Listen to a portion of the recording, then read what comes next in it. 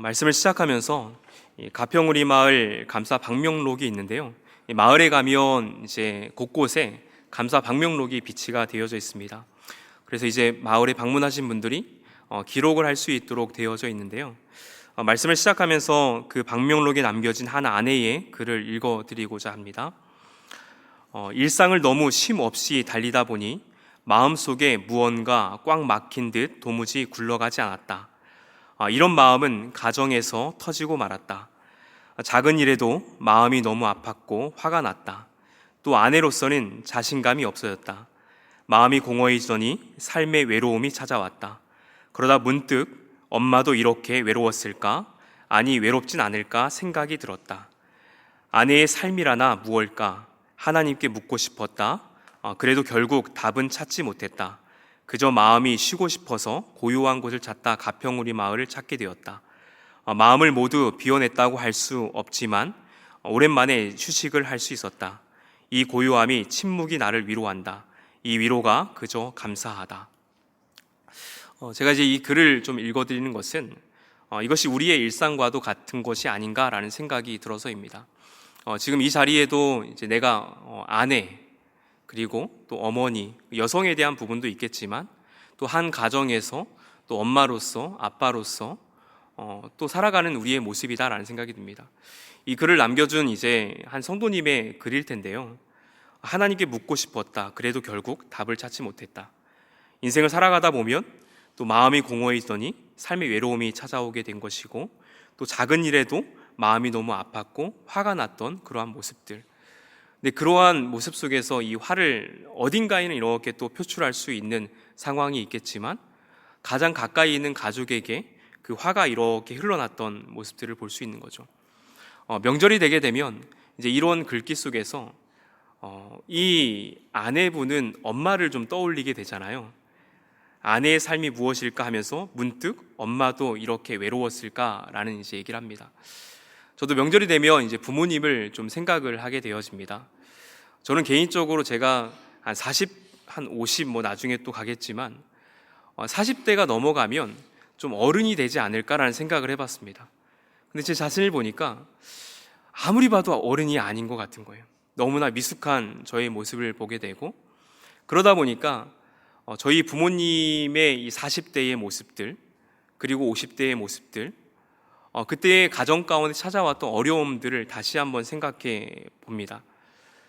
지금의 내 어떤 정도의 미숙한 어른의 모습이라면 그때 정말 힘들었을 것 같은데 라는 생각을 해보게 되는 거죠. 그래서 이번에 가정 예배를 드리다가 그때가 갑자기 막 떠올라가지고 눈물이 막 나더라고요. 그래서 제가 가정 예배를 인도하다가 울었습니다. 근데 그때를 생각해 보면 40대, 50대의 이 저희 가정에 왔던 어려움들이 제가 생각했을 때에 성도님들의 어려움도 참 많이 있지만 저희 가정에도 참 어려움이 많이 있었거든요. 가까운 친지들에게 수모를 당했던 모습도 있고요. 또 어머니는 장사를 하다가 또 사기를 당한 적도 있었습니다. 그리고 저희 둘째 누님이 큰 교통사고를 2번이나 좀 당하면서 중환자실에 몇 개월 동안 좀 누워 있었던 적도 있었고 집이 불난 적도 있었고요. 그때가 부모님이 40대, 50대였던 것 같아요. 그리고 조금 더 나이가 들어서는 저희 큰누님의 둘째가 세상을 먼저 떠나면서 아픔을 겪었던 적도 있고 또 아마 50대 초반 정도가 되었을 텐데 손수 이제 동네 분들과 같이 벽돌을 쌓아서 만들었던 시골의 작은 교회에서 또 어려움이 있어서 5년 동안 내적인 갈등을 계속 하시다가 결국은 이제 교회로 옮기셨던 그러한 과정들도 있었습니다. 가정 안에서 저는 40대가 좀 넘어가면 그래도 좀 단단해지지 않을까, 그래도 조금은 인생에 대해서 알지 않을까라는 생각도 해보았는데 제 자신을 보니까 그렇지 못하다라는 생각을 하면서 저희 인생과 또 부모님의 인생을 좀 생각해주는 그러한 명절 시간을 좀 보내고 있습니다. 오늘 이 가평우리 마을에 글이 남겼던 이 글도 그렇고요. 우리 모두는 인생을 살아가면서 또 숨가쁘게 살다 보니 마음의 고장이 나기도 하고 그 고장난 마음을 누군가에게 이렇게 풀어낼 때 가장 가까운 가족에게 그 상처를 이렇게 풀어내서 그것 때문에 더 괴로워하는 우리의 모습을 발견하기도 합니다. 그리고 믿음을 가지고 살려는 우리에게 늘 말하는 것은 하나님의 명령대로 또 말씀 붙들고 살았는데 왜 내 마음은 이렇게 더 공고해지고 내 마음 메마를까? 내가 열심히 하나님 붙잡고 살려고 하는 내 모습이 왜 이럴까라는 생각을 하게 되는 거죠. 그러면서 이제 C.S. 루이스의 한 글이 좀 떠올랐는데요.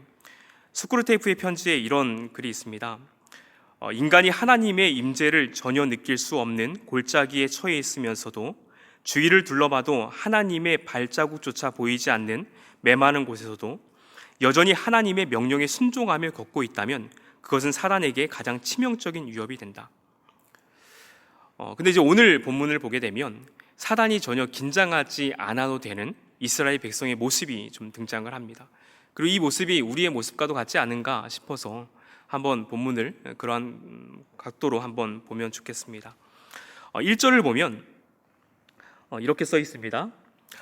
이스라엘 자손의 온 회중이 여호와의 명령대로 신 광야에서 떠나 그 노정대로 행하여 르비딤의 장막을 쳤으나 백성이 마실 물이 없는지라.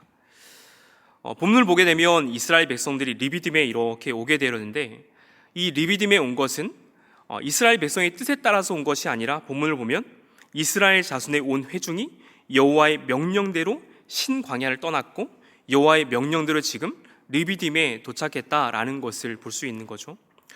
르비딤이라는 뜻은 쉼터, 안식처라는 뜻을 가지고 있습니다. 근데 이 안식처에 도착했는데 백성들이 장막을 쳤는데 뭐가 없냐면 마실 물이 없다라고 성경을 기록하고 있는 것이죠. 마실 물이 없는 이 상황 속에서 백성들은 어떻게 하냐면 모세와 다투고 하나님을 시험하게 됩니다. 그래서 오늘 함께 읽었던 7절 말씀인데요. 먼저 같이 한번 이 부분을 제가 세 번역으로 올려드렸는데 한번 한 목소리로 읽도록 하겠습니다. 시작. 이스라엘 자손이 거기에서 주님께 대들었다고 해서 사람들은 그곳의 이름을 무리바라고도 하고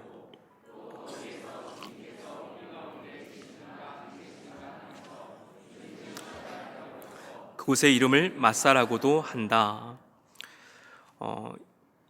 이 르비딤에 이렇게 도착했는데 장막을 치고 봤더니 마실 물이 없는 거죠.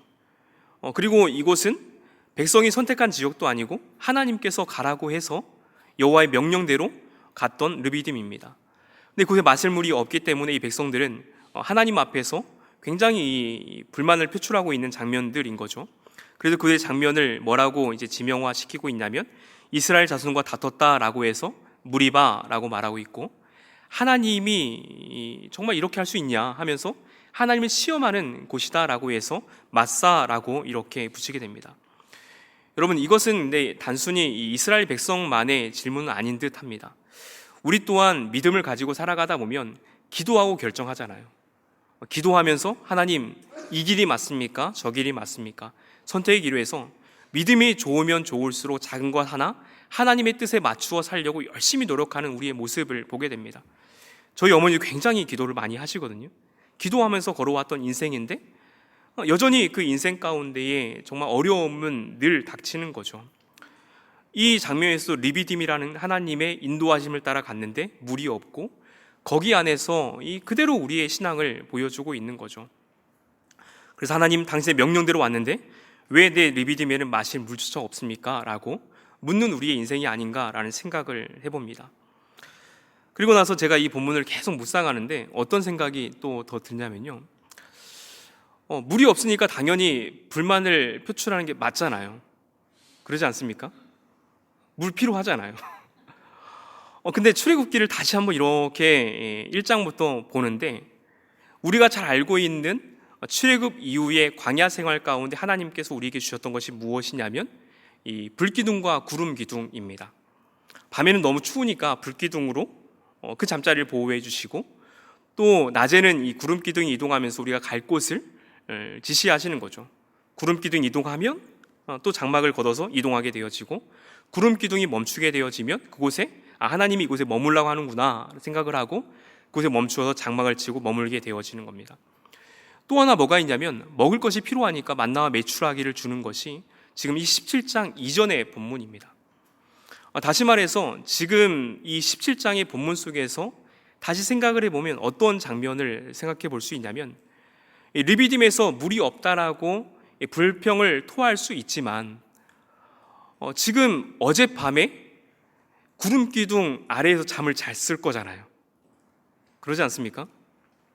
그리고 이 낮이라고 한다 그러면 이 밖에 이렇게 봤을 때에 구름 기둥이 여전히 보여지는 현장이 아닌가 생각이 들었습니다.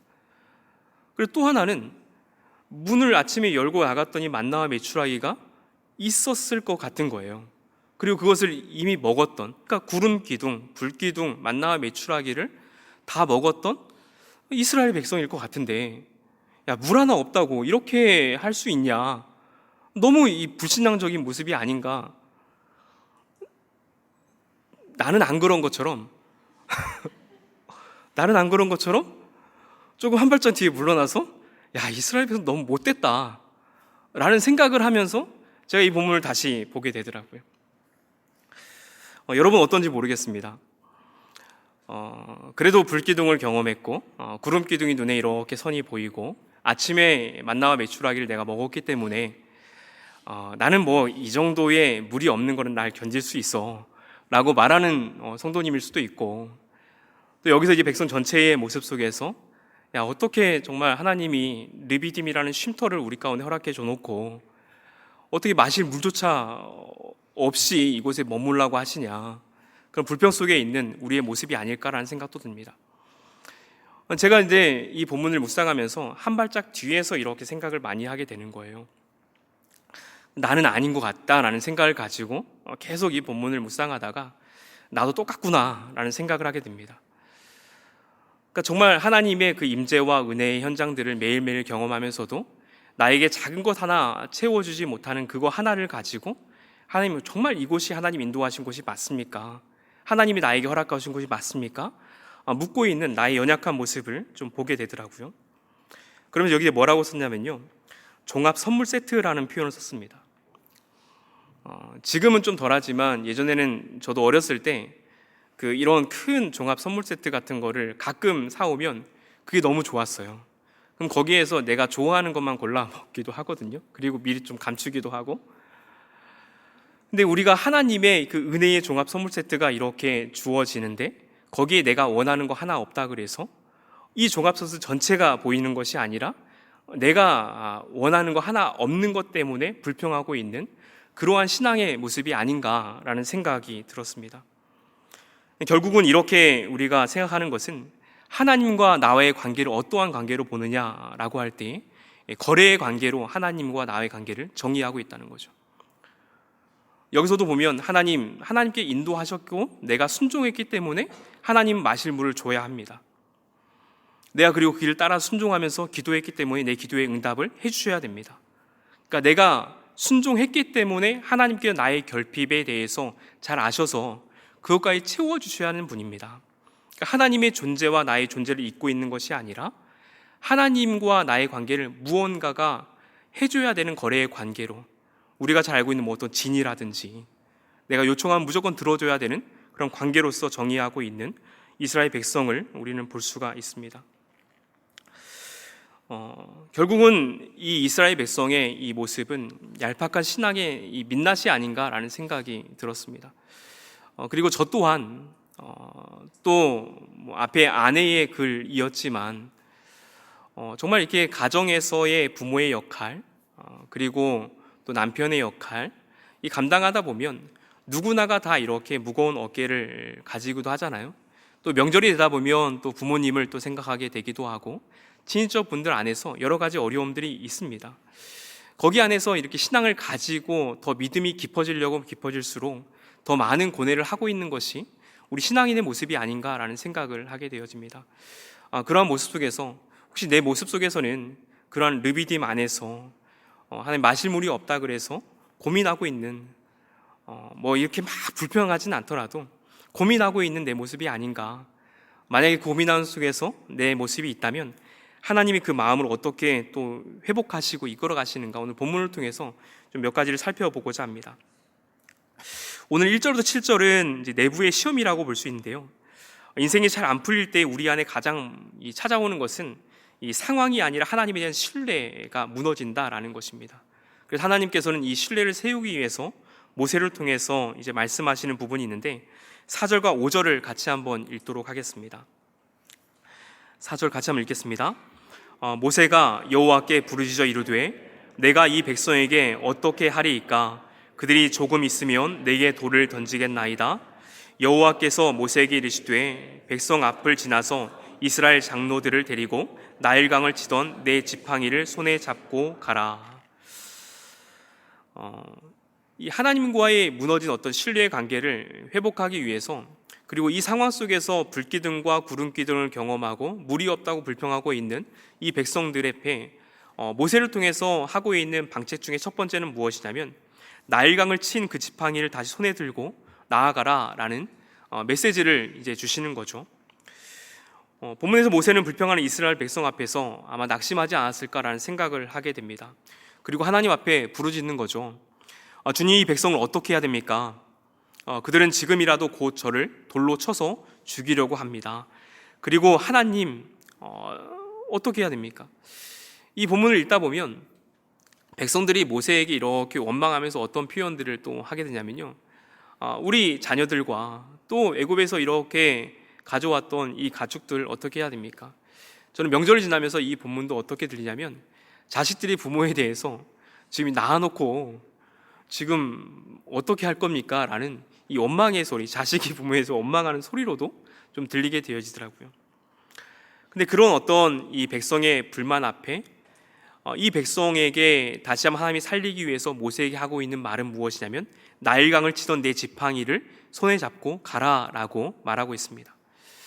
여러분 한번 생각해 보면 이 지팡이라는 것, 그러니까 지금 모세가 쥐고 있는 이 지팡이는 무엇인가? 이 본문의 이 출애굽기 맥락에서 보게 되면 이 지팡이는 뭐 그냥 원래 모세가 그냥 들고 있던 지팡이이죠.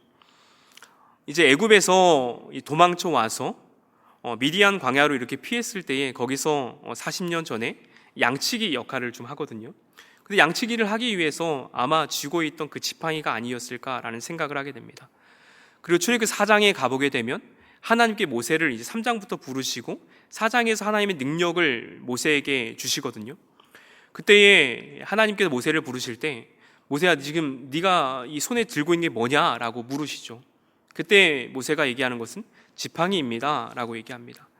그때 그러면 지팡이 한번 던져봐라 라고 했을 때에 그 지팡이가 뱀이 되고 다시 지팡이를 잡으니까 다시 그 뱀이 이 지팡이가 되어지는 그런 하나님의 능력의 사건을 경험하게 되는 거죠. 그리고 그 이후에 이제 출애굽 사건 속에서 하나님의 이 명령들이 하나씩 있게 되어지는데, 이 나일강을 이 지팡이로 쳤을 때에 그 물이 피로 변하게 사건이 결국은 이 지팡이로 또 경험하게 되는 것이고요. 홍해를 건너갈 때에도 이 지팡이를 앞으로 내밀자 홍해가 갈라지는 사건을 이 지팡이를 통해서 경험을 하게 됩니다. 처음에 이 모세가 들고 있는 이 지팡이라는 것은 양을 치던 그 하나의 막대기에 불과한 것이지만 하나님께서 이 막대기에, 이 지팡이에 하나님의 능력을 불어넣어 줬을 때에 이 지팡이는 단순히 막대기로 끝나는 것이 아닌 거죠. 하나님의 능력입니다. 그러니까 지금 나일강을 치던 그 지팡이를 손에 들고 네가 가라라는 것은 그 지팡이에 무엇이 있냐라고 하면 하나님의 능력이 있다라는 것을 하나님은 다시 한번 이 모세에게 알려준다라는 것입니다. 동일하게 우리에게 묻는 것이 아닐까라는 생각이 듭니다. 너의 손에 이미 들려있는 지팡이를 왜 잊고 있느냐? 우리 가운데 불기둥과 구름기둥과 만나와 메추라기를 우리는 먹음에도 불구하고 여전히 내가 바라보는 것 하나에서 결핍을 느끼는 것이 우리의 인생이다라는 생각이 듭니다. 그럼 우리가 기억해야 할 것은 무엇이냐면 그 안에서 내가 이전에 경험했던 하나님의 그 은혜들을 기억하고 하나님의 손에 붙들려서 하나님의 능력을 경험했던 그 지팡이가 무엇이었는지 잊지 말아야 하는 것이죠. 그리고 그 결핍 가운데에 내가 물이 없다라고 고백하는 그런 연약한 신앙이라 할지라도 하나님께서 모세에게 말하는 것처럼 그 해결책이 나일강을 치던 그 지팡이를 다시 한번 손에 잡았으면 좋겠다. 그걸 들고 나아가라 라고 했을 때 여러분의 삶 가운데 그 은혜의 현장들을 다시 한번 떠올렸으면 좋겠다라는 생각이 들었습니다. 그런 현장이 절망 가운데 있었을 때에 함께 나와서 이렇게 드렸던 예배의 현장에서 하나님이 나를 일으켜줬던 그런 은혜의 현장일 수도 있겠죠. 좀 남모르게 이렇게 기도의 자리에 나아가서 눈물 흘려가며 정말 기도했을 때 세밀하게 응답하시는 하나님의 음성일 수도 있고, 누군가 함께 대화하면서 나를 일으켰던 그러한 은혜의 현장일 수도 있습니다. 찬양을 부르면서 잔잔히 밀려왔던 하나님의 은혜의 감동일 수도 있겠고요. 또 어떤 분에게는 정말 잊지 못할 하나님의 역사적인 사건이 정말 내 안에 기록됐던 그 순간일 수도 있습니다. 놀라운 것은 이스라엘 백성들이 불기둥과 구름기둥을 경험함에도 불구하고, 그날 아침에 만나와 메추라기를 먹었음에도 불구하고 하나님 앞에 무리 없다라는 불평을 하고 있는 만큼 우리 또한 그런 연약한 존재다라는 것을 우리 잊지 말아야 합니다. 내가 연약한 사람이라는 걸 인식하는 그 상태에서, 아니 그럼에도 불구하고 이전에 경험했던 하나님의 그 은혜를 내가 기억하면서 나일강을 쳤던 그 지팡이를 내가 손에 들고, 하나님 오늘 하루 다시 한번 믿음을 붙들고 나아가겠습니다 라는 그 고백이 우리 가운데 필요하다라는 생각을 합니다. 왜냐하면 이 지팡이라는 것은 작은 작대기에 불과하지만 이 지팡이는 내가 쥐고 있는 것이 아니라 그것을 잡고 있는 하나님의 손은 변함이 없다라는 것이죠. 출애굽기 4장에서 이 지팡이에 하나님의 능력이 부어지고 나서 그것을 하나님께서 여전히 모세를 사용하실 때 쓰신 것처럼 우리 가운데 그 은혜가 경험되었다면 지팡이가 우리 몸이라 할지라도 하나님이 우리를 붙드시고 있다는 것은 변함이 없는 사실이 된다는 것을 여러분이 기억하시면 좋겠습니다. 그리고 두 번째로, 반석 위에서 대신 매를 맞으신 하나님의 사랑을 우리는 바라봐야 하는데요. 6절을 같이 한번 읽도록 하겠습니다. 시작. 내가 호렙산에 있는 그 반석 위 거기서 내 앞에 서리니 너는 그 반석을 치라. 그것에서 물이 나오리니 백성이 마시리라. 모세가 이스라엘 장로들의 목전에서 그대로 행하니라. 지팡이를 이제 손에 쥔 이 모세에게 하나님이 좀 이해할 수 없는 이 명령을 내리시는 장면이라고 저는 생각을 합니다. 이 장면을 다시 한번 생각해 보면, 내가 호렙산에 있는 그 반석 위에 거기서 내 앞에 서리니 너는 그 반석을 치라 라고 말합니다. 다시 읽어드리면, 내가 호렙산에 있는, 이건 이제 시내산을 또 갖춘 표현이기도 하거든요. 내가 호렙산에 있는 그 반석 위 거기서 내 앞에 서리니, 반석 위라는 것은 이제 어떤 장면을 좀 더 생각을 하게 되냐면요, 이 광경은 마치 법정의 한 장면과도 같습니다. 원래 이 지팡이로 만약에 이제 처벌을 받는다면 이 상황에서 처벌을 받아야 할 대상은 누구냐면 이스라엘 백성이죠. 왜냐하면 지금 하나님께 대들었잖아요. 불신앙의 모습입니다. 그렇기 때문에 이 지팡이로 맞아야 할 대상은 누구냐면 백성들이 맞아야 되는 장면인 거죠. 근데 지금 이 반석 위에 누가 서 계시냐면 하나님이 그 위에 서 계시고, 이 상황 속에서 누가 지금 맞는 장면으로 이 모습은 더 그려지냐면 하나님이 이 맞으시는 장면으로 그려지는 겁니다. 이제 어떤 모습을 저는 이 본문을 보면서 생각했냐면, 이제 호렙산, 이 시내산에 반석이 있고 그 위에 하나님이 섰다라고 하면서 내가 네 앞에 서겠다. 제가 이 본문을 계속 묵상하고 상상하면서 어떤 상상을 하게 되냐면, 제가 모세라고 생각했을 때 이 앞에 반석이 있고 하나님이 이 반석 위에 섰고 그 앞에 서겠다 하는데 반석을 치래요. 그럼 제가 이게 치려고 하는데 하나님 앞에 있어요. 위에 있든지 앞에 서겠다고 하는데 반석을 치려고 하니까, 제가 치려고 하니까 하나님이 좀 나와 주셨으면 좋겠어요. 이게 상상이 되십니까? 반석을 이렇게 좀 치려고 하는데 하나님이 안 나오고 앞에 계속 있는 거예요. 그러니까 제가 이 상상을 하면서 하나님 좀 나오셔야, 옆으로 좀 비껴주셔야 이 반석을 제가 좀 치지 않겠습니까? 근데 하나님이 안 나오시는 거예요. 이 본문을 보면 결국은 하나님이 매를 맞으시는 장면으로도 이렇게 보여지는 거죠. 하나님이 맞으셔야 우리 가운데 생수를 준다. 팀 켈러 목사님이 이 장면을 좀 해석하면서 공의로운 재판장이신 하나님이 인간의 죄에 대한 심판을 스스로 받기로 결정하신 장면이다 라고 말합니다. 그러니까 불기둥 아래에서 구름기둥을 경험하고 지금 리비딤에서 생수가 없다라고 불평을 토로하고 있는 이 불신앙의 모습 속에서 매를 맞아야 될 대상은 누구냐면 백성들의 모습인 거죠. 그러나 백성이 매를 맞는 것이 아니라 이 생수를 주기 위해서 그 반석 위에 하나님이 서시고 그 앞에 내가 서겠다. 반석을 치라. 근데 여기서 반석을 치라라는 것은 우리가 이제 신약의 의미에서 어떻게 더 해석이 되어지냐면요, 고린도서 10장 1절부터 4절 이렇게 쓰여 있습니다. 제가 한번 읽어드리면, 형제들아 나는 너희가 알지 못하기를 원하지 아니하노니 우리 조상들이 다 구름 아래에 있고 바닷 가운데로 지나며 모세에게 속하여 다 구름과 바다에서 세례를 받고 다 같은 신령한 음식을 먹으며 다 같은 신령한 음료를 마셨으니 이는 그들을 따르는 신령한 반석으로부터 마셨음에. 뒤에 같이 한번 읽어볼까요? 시작. 그 반석은 곧 그리스도시니라. 반석이 뭐라고 말합니까? 반석은 곧 그리스도시라 라고 말합니다.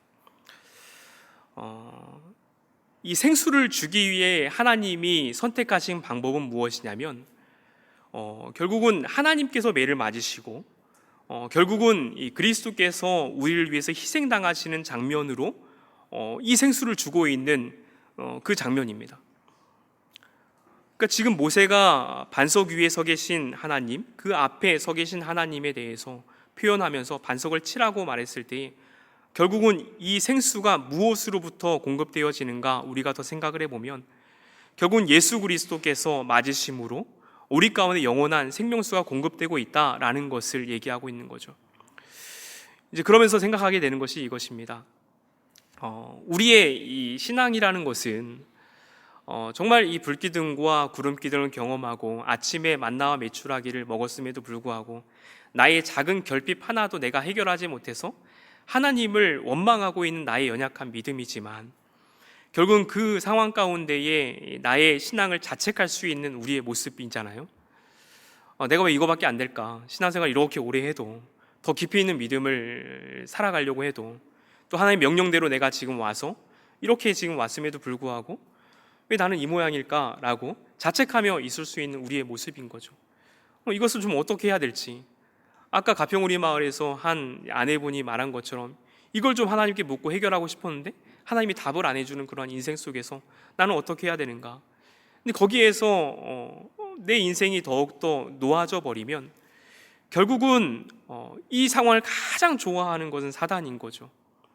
하나님이 이걸 도와주지 않는다고 말하면서 더 침노하는 모습 가운데 있어질 것입니다. 근데 거기에서 이 상황을 해결하는 하나님의 방법은 무엇이냐면, 야, 너 더 열심히 잘 믿어야 돼. 막 자책하면서 달려오는 것이 아니라 하나님이 그리고 우리를 심판하면서 채찍질하는 그 모습이 아니라 내가 그 상황 가운데 대신 채찍질을 맞을 테니까 그 반석에 있는 나를 좀 보면 안 되겠니? 라고 말하고 있는 그러한 장면입니다. 그래서 하나님이 스스로 깨어지셨기 때문에 우리가 생수를 마실 수 있는 거죠. 그렇기 때문에 우리의 시선을 그러한 상황 가운데 어떻게 해야 하냐면 그 작은 거 하나 채워지지 않는 결핍에 나의 시선을 고정하는 것이 아니라 정말 24시간 우리 곁에서 고난의 반석이 되어주시는 주님을 발견하고 정말 나를 위해서 대신 매를 맞으십니까? 그리고 제가 무엇이기에 주님이 깨어심으로 저를 먹이십니까? 그 예수 그리스도의 은혜에 우리는 더욱더 압도당하고 예수 그리스도를 바라보는 그런 인생이 되어야 한다라는 것이죠. 결국은 그 지팡이가 예수님을 이렇게 때리는 장면으로 우리는 이 고린도 전서에서 바울의 고백을 통해서 좀 알 수 있는 그러한 모습을 볼 수 있습니다. 그리고 이 지팡이를 들고 살아가는 인생이라는 것이 이 뒤에 이제 또 하나의 이제 설교의 큰 단락으로 이어지는 것이 이제 8절부터의 부분인데요. 한 가지만 말씀을 드려보면 우리가 잘 알고 있는 그 장면은 이제 모세가 아말렉 전투에서 손을 들고 이렇게 기도했을 때에 전쟁에서 이기게 되어지고 손이 내려질 때에 졌다라는 표현입니다. 사진 한 장을 잠깐 보여드리면, 잠깐 띄워주시면요. 예. 모세의 오른손에 혹시 그 지팡이 하나가 보이십니까? 예. 이제 아말렉 전투의 모세를 검색을 해보면 작은 지팡이 하나가 이렇게 들려진 사진들을 우린 여러 발견할 수가 있습니다. 결국은 손이 내려갔다 올라갔다는 것이 육체적인 어떤 한계를 얘기하는 것이 아니라 하나님의 능력이라는 것이죠. 하나님의 능력. 결국은 그 능력을 결국 높이는 인생이라는 것이 여기 17장이 르비딤, 쉼터이지만 목마른 인생이라고 볼 수 있겠지만 10장의 마지막에서는 여호와 니시, 여호와께 승리하셨다라는 그 인생으로 고백할 수 있다라는 생각을 합니다. 저는 이제 우리 성도님들의 어떤 인생을 생각해 볼 때에 명절을 지나다 보면 뭐 가족과 함께 정말 즐거운 시간을 보내고 왔겠지만 한편으로는 잘 믿으려고 하는 사람일수록 가정 안에 더 산적한 어려움들과 기도의 제목을 안고 또 명절을 마무리하지 않나라는 생각을 해보게 됩니다. 그리고 내 인생 가운데 정말 열심히 살아간 인생이지만 그 리비딤의 현장에서 왜 물이 없냐라는 척박한 인생을 고백할 수 있지만, 그 안에서 나의 연약한 믿음은 그대로 그냥 하나님 앞에 내어놓고, 하나님, 이것을 해결할 방법이 저에게는 없습니다.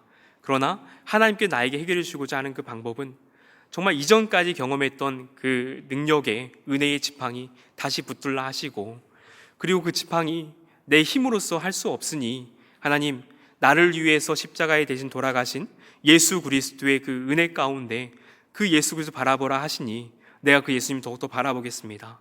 그리고 하나님의 능력을 높이는, 그러한 영광을 높이는 인생 되겠습니다. 그렇게 나아갔을 때에 하나님께 내 인생을 결국은 승리하는 인생으로, 여호와 니시의 인생으로 세워주실 것을 믿습니다. 그렇게 고백할 수 있는 우리 모두가 되기를 소망합니다.